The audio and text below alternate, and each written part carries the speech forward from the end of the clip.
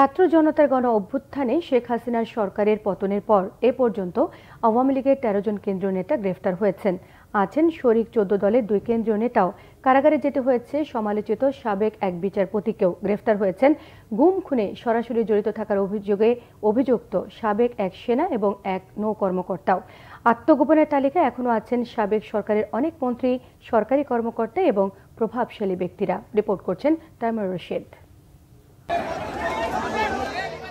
ছাত্র জনতার গণ অভ্যুত্থানের মুখে ৫ আগস্ট পতন হয় আওয়ামী লীগ সরকারের।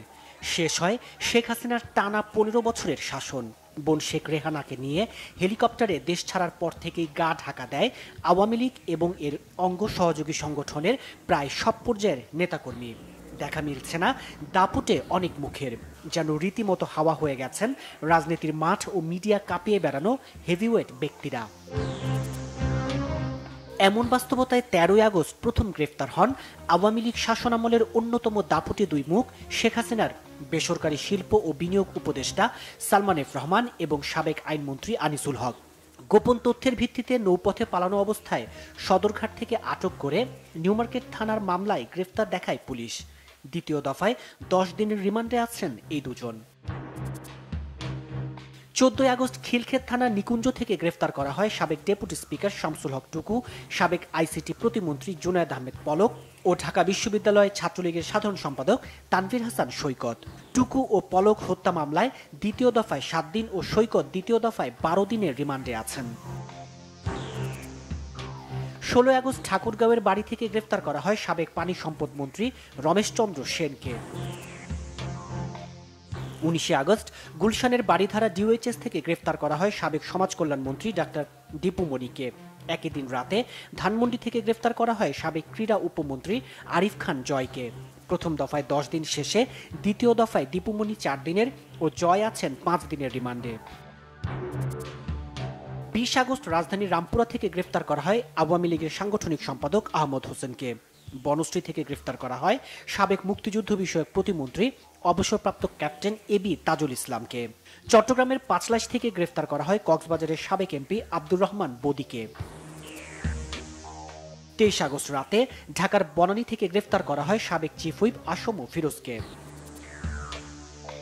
২৫ আগস্ট পশ্চিম নাখালপাড়ার বাসা থেকে গ্রেফতার হন আওয়ামী লীগের প্রচার সম্পাদক আব্দুস সোবহান গোলাপ। হত্যা মামলায় ৭ দিনের রিমান্ডে আছেন গোলাপ। মামলা ও গ্রেফতার এড়াতে পারেননি আওয়ামী লীগের শরিক ১৪ দলের নেতারাও।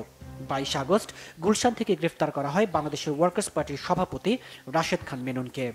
২৬শে আগস্ট উত্তরা থেকে গ্রেফতার হন জাসদ সভাপতি হাসানুল হক ইনু। হত্যা মামলায় ইনু ৭ দিনের ও মেনন ৬ দিনের রিমান্ডে আছেন।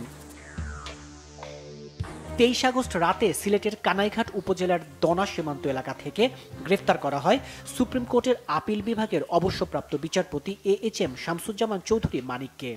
আদালতে হাজিরার সময় গুরুতর আহত হয়ে হাসপাতালে ভর্তি হতে হয় তাকে। ১৬ই আগস্ট গ্রেফতার হন সেনাবাহিনী থেকে অব্যাহতিপ্রাপ্ত মেজর জেনারেল জিয়াউল আহসান। আয়নাঘরে নির্যাতন সহ গুম খুনের অজস্র অভিযোগ জিয়াউল আহসানের বিরুদ্ধে। দ্বিতীয় দফায় ১০ দিনের রিমান্ডে আছেন এই সাবেক সেনা কর্মকর্তা। ২০ আগস্ট বনানী থেকে গ্রেফতার করা হয় র্যাবের সাবেক মুখপাত্র অবসরপ্রাপ্ত রিয়ার অ্যাডমিরাল মোহাম্মদ সোহায়েলকে। এর আগের দিনই চাকরি থেকে বরখাস্ত করা হয় তাকে।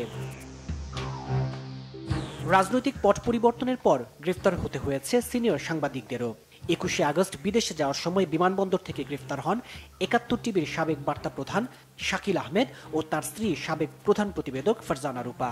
হত্যা মামলায় দ্বিতীয় দফায় ৫ দিনের রিমান্ডে আছেন এই সাংবাদিক দম্পতি। আত্মগোপনে থাকা বাকিদের দেখা মিলবে কবে, তাই এখন আলোচনায়। তাইমুর রশিদ, বাংলা ভিশন, ঢাকা।